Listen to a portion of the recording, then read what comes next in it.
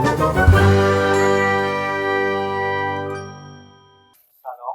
خدمت همه مخاطبان فارسی زبان توی این ویدیو لول اول نفوذ به ماشین مجازی کیوپتریکس رو میخوایم ما با هم همراه هم نگاه کنیم و آموزش بدیم. یه نکته هستش که لازم به ذکره که تذکر داده بشه حتما. در سرتاسر این مجموعه فرض بر این بوده که مخاطب با انواع ابزار تست نفوذ در آشنایی کامل داره و ما در این دوره به معرفی ابزارهای مختلف نخواهیم پرداخت. یکی از مثالهای اون میتونه آشنایی با ابزارهایی که در سیستم عامل کاری لینوکس هستش باشه. برای همین ما با ابزارها و معرفی ابزارها کاری نخواهیم داشت در سرتاسر آموزش OSCP و فقط به گرفتن دسترسی و تعریف بوت تا روت در لول های مختلف خواهیم پرداخت. خب بریم شروع کنیم نفوذ به لول اول و گرفتن دسترسی روت که هدف همه ویدیوهای آموزشی این سری هستش. قدم اول دانلود ماشین مجازی آسیب پذیر هستش که برای این تست وجود داره. به همین خاطر به آدرسی که من تایپ میکنم مراجعه میتونید بکنید و ماشین مجازی کیوپتریکس لول 1 رو از اونجا دانلود کنید. آدرسش این هست walhub.com/series/Kioptrix,8/ اگر به این سایت برید میبینید که یک سری از ماشین مجازی در اختیارتون هست که در حال حاضر ما لول 1 رو سعی میکنیم که بهش دسترسی بگیریم که قطعا قدم های بعدی ما 2 3 4 5 لول های 2 3 4 5 و الی آخر خواهد بود. خب بعد از دانلود اینو ما میتونیم توی یه ماشین یه کامپیوتر دیگه که توی یک شبکه با هم دیگه هستیم بوت کنیم و رانش کنیم و با اون دیگه ما کاری نداریم. پای سیستمی که روش لینوکس کالی هستش ما قرار میگیریم که همین سیستم حال حاضر ما هست و اقدام به تست نفوذ خواهیم کرد. قدم بعدی پیدا کردن آی پی آدرس اون ماشین هست. به خاطر دلیلش این هستش که اون ماشینی که ما تو شبکه داخلی خودمون به صورت ماشین مجازی بالا آوردیم دسترسی یوزرنیم پسورد بهش نداریم و نمیتونیم آی پیش رو پیدا کنیم. به همین خاطر باید از طریق همین سیستمی که قرار نفوذ کنیم آی پی اون رو پیدا کنیم. ابزار نت دیسکاور وجود داره که میتونیم ازش توی کار لینوکس استفاده کنیم. فقط باید قبلش یوزرمون رو به یوزر روت تغییر بدیم و نت دیسکاور رو استفاده میکنیم و اینتر میکنیم. منتظر خروجی میشیم. لیست آی پی آدرس ها رو میتونیم ببینیم. اگر همینجا من استاپش کنم میبینیم که ماشین مجازی که تارگت ما هستش برای این لول آی پی آدرسش از 192.168.1.104 و می‌بینیم که روی وی ام ور اینجا بهمون اینفورمیشن داده که روی یه ماشین وی ام مجازی هست که روی وی ام ور بالا اومده. خب پس ما تارگتمون رو پیدا کردیم. قدم اول اون با موفقیت برداشته شد. قدم دوم ما این هستش که ما سرویس ها و پورت هایی که روی اون ماشین هستش رو اسکن کنیم که بهش میگن انومریشن توی دنیای امنیت و سکیوریتی و فکر میکنم یکی از قوی ترین و در دسترس ترین ابزارهایی که وجود داره برای این کار. البته تنوع زیاده، میتونه ابزار مختلفی مورد استفاده قرار بگیره ولی ابزار انمپ بسیار پاپولار هست بین کسایی که تست نفوذ رو انجام میدن. به همین خاطر ما ابزار انمپ رو استفاده میکنیم. دستوری که استفاده میکنیم دستور nmap-pn به معنی پینگ هستش که برای دیتکشن سرویس های مختلف با سرعت پینگ هست، با سرعت بالا نیست که ممکنه یک وقت سروری که اگر ریموت واقعی باشه دسترسی ما رو ببنده بعد از فرستادن درخواست زیاد. و اسپی هم برای پیدا کردن نسخه سرویس های هستش که ران هست روی اون ماشین. با همین دستور ما شروع میکنیم و منتظر خروجی دستور امپ میمونیم. این ممکنه یک مقدار طول بکشه، باید صبور باشیم و منتظر خروجی میمونیم. خب خروجی امپ، آوتپوت امپ برام اومد.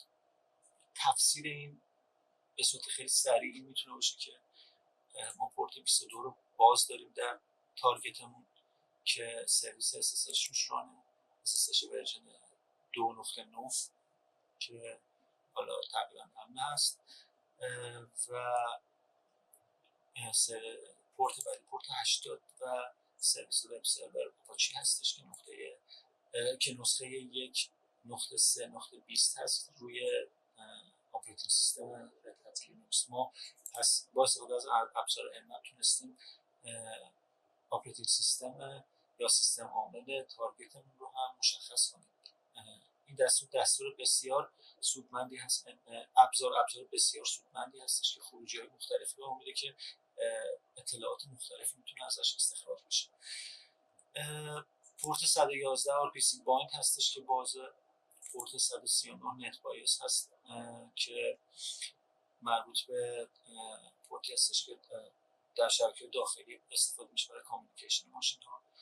پورت 443 که SSL هستش و سرویس SSL به همراه آپاچی روش استفاده میشه. باز همینجا تونستیم ببینیم که رد لینوکس هستش، پس کانفرم میشه. و این پورت هایی بودش که باز بود و سرویس ها و نسخه هاش. اگر با دقت نگاه کنیم و کسی که تست نفوذ رو انجام میده تجربه انجام دادن تست نفوذ داشته باشه، میتونه متوجه بشه اون نگاه اول که ورژن وب سرور آپاچی که روی این هاست ریموت هاست نصب هستش ورژن 1.3.20 بسیار قدیمیه و ممکنه آسیب پذیر باشه. پس اولین کاری که میکنیم چک میکنیم ببینیم که آیا آسیب پذیری روی این نسخه اسپسیفیک آپاچی وجود داره، یعنی نسخه 1.3.20 یا نه. برای همین کافی فقط سرچ کنیم آپاچی 1.3.20 vulnerability.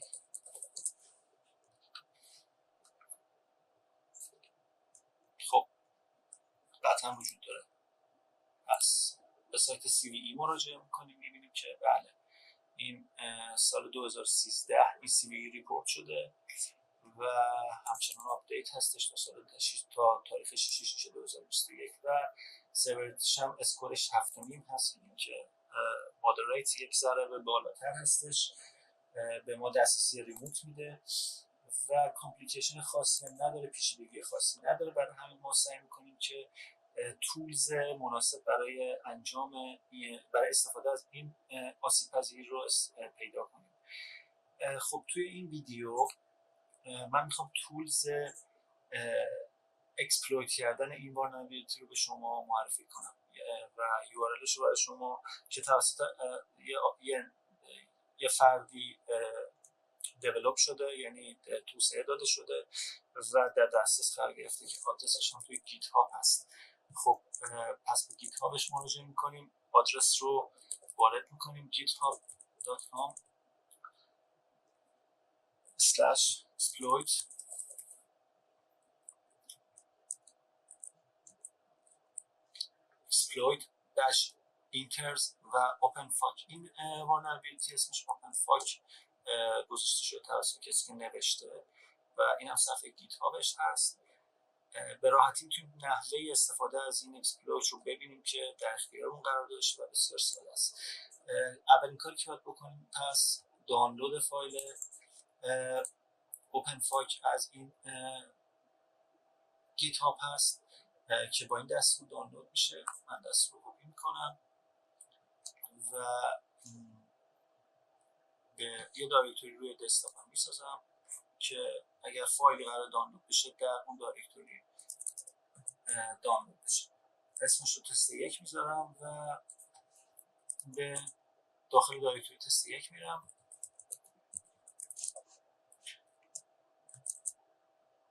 من دستور رو پیست میکنم که احتمالاً پیست نمیشه، پس دستی واردش میکنم. گیت کلون یعنی که باید کلونش کنم. گیت کلون من یکی بکنم که حالا مسیرش مشخص بشه. git clone https github.com/helton ورنی که اسم کسی هستش که این vulnerability رو اکسپلویت کرده و در اختیار ما قرار داده. openfuck.git این رو که کلون میکنیم یه لیست میگیریم، میبینیم که بعد دایرکتوری openfuck ایجاد شده، داخلش بریم ببینیم چی وجود داره. میبینیم که یک فایل ریدمی وجود داره و یک فایل .c. .c یعنی که به زبان C نوشته شده، C یا C++ ممکنه نوشته شده باشه که معمولا فایلش به زبان C احتمالاً هست و طریق استفاده ازش رو هم ما همچنان دنبال میکنیم. میبینیم که برای استفاده از اون ما باید حتما لایبرری لیب SSL development رو روی سیستم داشته باشیم، برای همین باید نصبش کنیم با دستور apt-get install lib ssl-dev این کار میکنیم و اگر روی سیستمتون نیست که آپدیت میشه و نصب میشه. اگر روی سیستمتون مثل من هست که میزنه نه آپگرید اتفاق افتاد نه چیزی اینستال شد، پس میبینیم که روی سیستم هست. مرحله بعدی همونطوری که توی اگر من یک اسمی بگیرم میتونیم ببینیم که یک فایل C وجود داره. ما این فایل رو باید به اکزیکیوتبل تبدیلش کنیم، با دستور GCC باید کامپایلش کنیم. میگیم GCC-O اسم فایل اکزیکیوتبل رو میذاریم تست 1، اسم ورودیمون که فایل openfuck.c هست و سویچ -l کریپتو که حتما باید استفاده بشه ازش. این رو هم مینویسیم ته دستورمون و کامپایل میکنیم. یک بار دیگه ls-la میگیریم ببینیم که خروجی کامپایلمون چی بود. میبینیم که بعد فایل اکزیکیوتبل تست 1 برای ما ایجاد شده. خب مرحله بعدی قطعا استفاده از تست 1 خواهد بود. من تست 1 رو به این روش ./test1 اجرا میکنم، خروجیشو نگاه میکنم. اگر یادمون باشه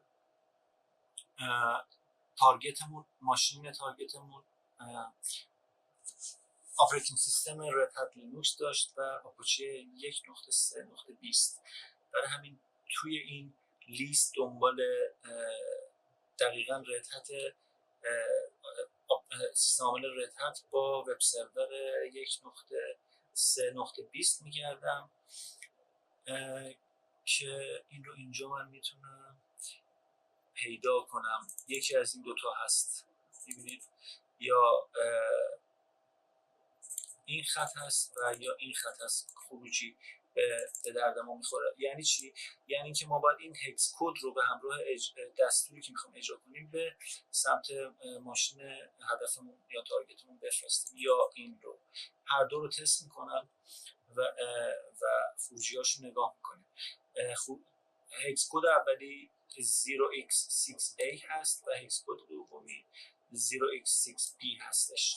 پس دستوری که برای اجرای اکسپلویت ما استفاده میکنیم ./test1 0x6a IP ادرس ماشینی که روش وب سرور یک آپاچه 1.3.20 نصبه 192.168 168.1.4 بود و بعد از اون سویچ -c و 40 رو باید استفاده کنیم، همونطور که تو خود گیت هابش هم استفاده کردم. خب بذارید من اینو مینیمایز کنم گیت هاب این اکسپلویت رو و تست میکنیم. بعد از اجرای این اکسپلویت ببینیم که اکسپلویت ما اجرا شد و به ما گفتش که شل خواسته شل بگیره از سیستم تارگتمون، تلاش کرده که شل بگیره اما نتونسته و گود بای به ما داد. پس ما خط دوم رو امتحان میکنیم، یعنی هکس کد 0x6b رو تست میکنیم و وارد میکنیم ببینیم این سری چه اتفاقی خواهد افتاد.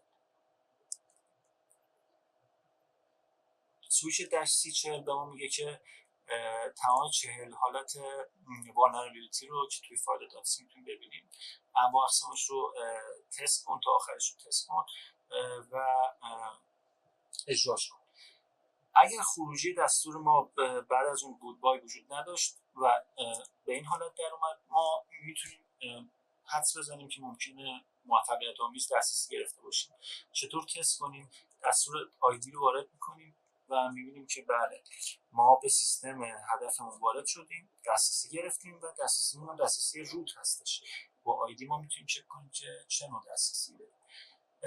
یه پرینت ورکینگ دایرکتوری هم میگیریم که میبینیم که بله دسترسی که ما داریم الان در دایرکتوری /temp هستش روی سیستم با آی پی آدرس 192.168.1.104 و موفقیت آمیز بوده اجرای اکسپلویت. خب از بوت تا روت من برای شما این رو با هم گام به گام با هم رفتیم و توضیح داده شد. امیدوارم سودمند شما واقع شده باشه و تا قسمت بعدی که کیوپتریکس لول 1 کیوپتریکس لول 2 باشه، من شما رو به خدای بزرگ میسپارم. در سلامت کامل باشید. متشکرم.